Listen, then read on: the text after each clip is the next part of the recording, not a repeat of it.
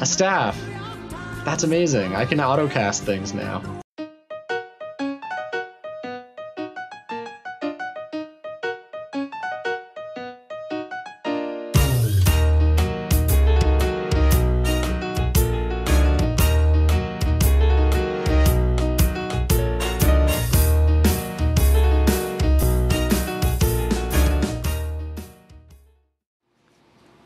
Welcome back to ShrekScape. In episode 4, we're going to be dealing with an 8 of the Myreque and some fishing associated with Rott. Completing this quest, well, at least starting it, is pretty important for my account. In the walls of this city lies a bank as well as some fishing spots, which are crucial in providing me with the food I will need for later content. In addition to this is the final prerequisite quest for a taste of hope. The quest hasn't been implemented at this point in time, but in the future it's going to be very relevant. It'll provide me with a way of quickly accessing a bank through Draken's medallion, as well as some endgame content in the form of Raids 2, the Theater of Blood. After you finish mining all this rubble, clearing out the basement, and noticing the plaque on the wall, you're asked to restock and repair the town. It's been left derelict for a very long time, so it's probably necessary that we do this. So this guy will ask you to repair his roof as well as his wall. After you complete that task, you have to restock his store, since he's the general store owner. There are one of two ways to do this, or rather, he has one of two options for you. The first being providing him with 10 lean snails, and the second, 10 raw mackerel. We got lucky. We've already got the fishing level required for mackerel, which is 16, and he decided to be a nice guy and ask for mackerel. So we can just go south here and use a big fishing net to provide him the mackerel he needs. Speaking of fishing, that's one of the main reasons we wanted to do the quest so early. We didn't have a very decent way of getting food. The only real way previously was buying it from Rufus and Canifus. His prices were exorbitant, and it would require us to use most of our cash stack frequently. Fishing it up ourselves is way better and much more cost-effective, for that matter. Unlocking this shop gives us access to the purchase of thin snail meat, which is a great way of training herb lore for me. Creating Blamish snail oil, the same one used in the Hero's Quest, provides me with 80 experience per Haralander used, and is the most efficient way for me to use up that Haralander in terms of herb lore experience, which is something you'll be seeing much later on, but keep it in mind because it's a really unique and interesting way of training that I hadn't thought of before. As good as it is to have access to fishing spots, they would be absolutely nothing without this bank.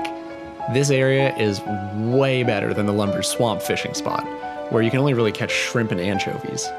Mackerel isn't a fantastic way of training, but it's much better than any of the alternatives I have access to right now. Once I hit 23, I'll be able to catch cod in addition to the mackerel, alongside the usual leather boots, gloves, and seaweed, unfortunately. ShrekScape involves killing a whole lot of shades. That really can't be overstated. The amount of sacred oil we need is pretty ludicrous when you think about it.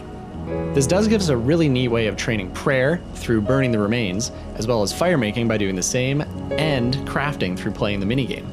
For those of you unfamiliar with the minigame, it involves burning the remains of various shades that you kill, and collecting keys as your reward. You can use these keys underneath Morton in the catacombs. Each key will either access a chest or a room.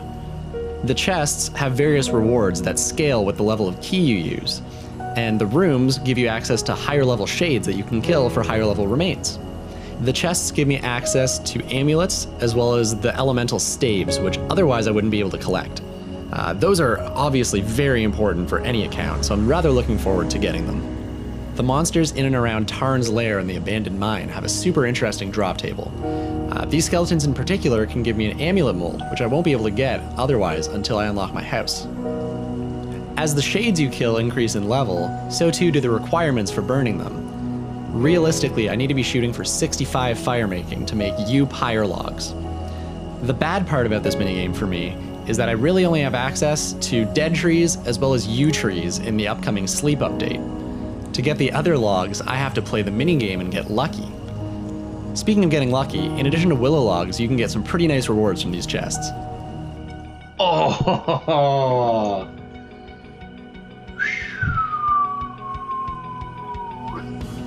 The account is really starting to shape up nicely. You can see us hitting 40 defense here and finally being able to equip that rune med we snagged off of werewolves in Canifus. The next big defense milestone is 60 for dragon equipment, but we're a ways away from that. Again, willow logs are really hard for me to get, so the drops like this are huge. We're missing an item though that would make the catacombs way easier.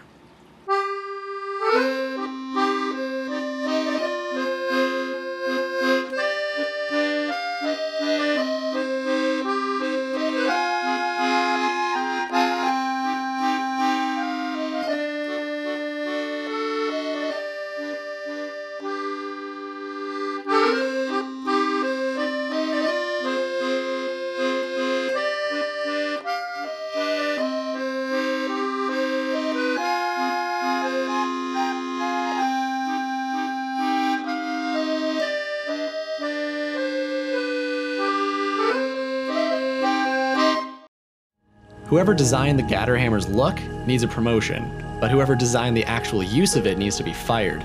It's one of the coolest looking weapons in the entire game, but it pales in comparison to a rune scimitar, even against Shades, the one monster it was designed to be used against.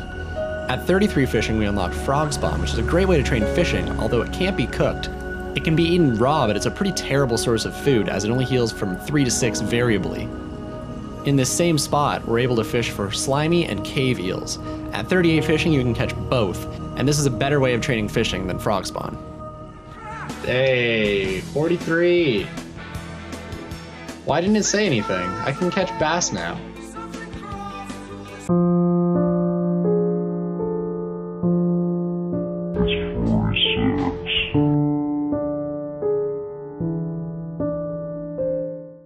All of the staves are pretty useful in their own regard, but Staff of Air is definitely the most important one to get. Not having a great way of getting air runes means that I'm going to be utilizing the staff for the large majority of any of the offensive spells I cast. Of course, with our luck, we're not going to be getting the Staff of Air for a long time. Although we did get pretty lucky with the other 3 and got them pretty early on. Next to an air staff, the Staff of Fire is probably the most useful. It gives us a way to use up those nature runes we've been collecting on superheats and alks. Finishing off in 8 of the Myreque requires us to do a little bit of temple trekking. To kill the vampires you're about to see, we need to use a silver weapon, otherwise we deal no damage.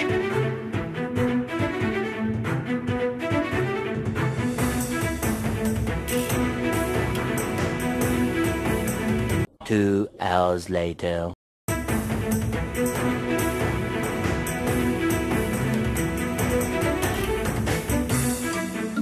The hard part of that fight is keeping Ivan alive. The vampires tend to target him, so you really have to watch his health. Wolfbane isn't the greatest weapon, so we're about to get one a little bit better.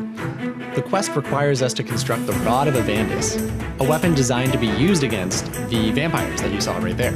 This is technically the first special attack weapon I have access to, though its special attack is only useful against vampires. In addition to that, the weapon has charges, so I don't want to be using it too often. It's not all that useful right now, but it's going to be really important later on, especially in a Taste of Hope quest, where you use it to create the Flail of Avandis, which can be used to kill the Firewatch.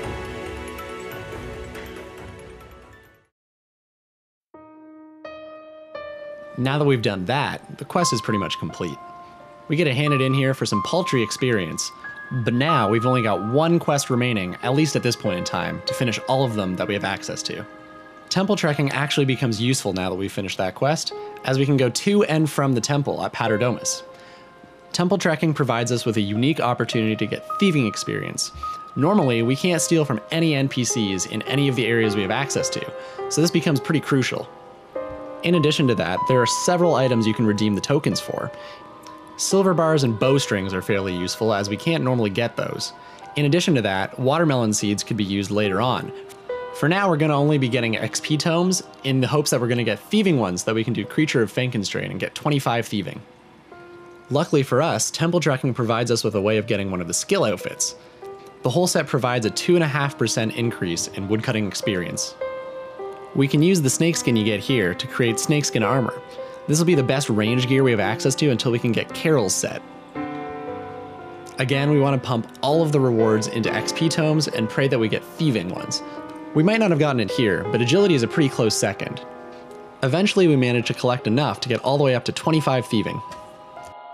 After we do that, we can start Creature of Fenkenstrain in the middle of Canifis. The reward from this quest is the Ring of Charro, which will be really useful. We're able to use it to unlock the Werewolf Agility course, which will be used after the Canifis one, but before that we can use the Werewolf Skullball course to train agility from 25 onward. We'll use this to bridge the gap that we have, since you can't go onto the Canifis rooftop until 40 agility. The quest also gives me access to experiments, though I'm not sure I'm going to be using them because experiments don't have a drop table. It's probably going to be a better idea to stick to using Slayer as a way to train all of the combat stats. It's still nice to have options though, and I may come back here in the future. When you think about it, this quest is pretty messed up, especially because it's catered toward children. Dr. Fenkenstrain seems like a pretty weird guy. I mean, I understand the sheep and the dog, but there's also a woman and a wolf, and a guy and a spider. Yeah. It's a pretty dark quest overall, but it's a really memorable one. I always liked it, and having access to the experiment cave really fills me with nostalgia. So at this point, we've just got to collect all of the different body parts and return to Fenkenstrain so we can sew them together. I probably should have grabbed the pickled brain right off the start, since you start the quest in Canifis. I screwed up though, so we're gonna grab it right now and head over, no pun intended, to Dr. Fenkenstrain. Once we collect all the pieces, he wants to give it life. We need to create a lightning rod, and to do so, we've got to collect the lightning rod mold from the fireplace, and use it and a silver bar to create the lightning rod. Good thing we've been doing the temple trekking, by the way, because normally we can't get the silver bars, remember.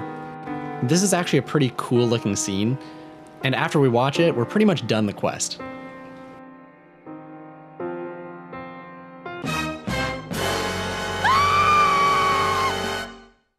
So now we have to steal the Ring of Charros from Dr. Fenkenstrain.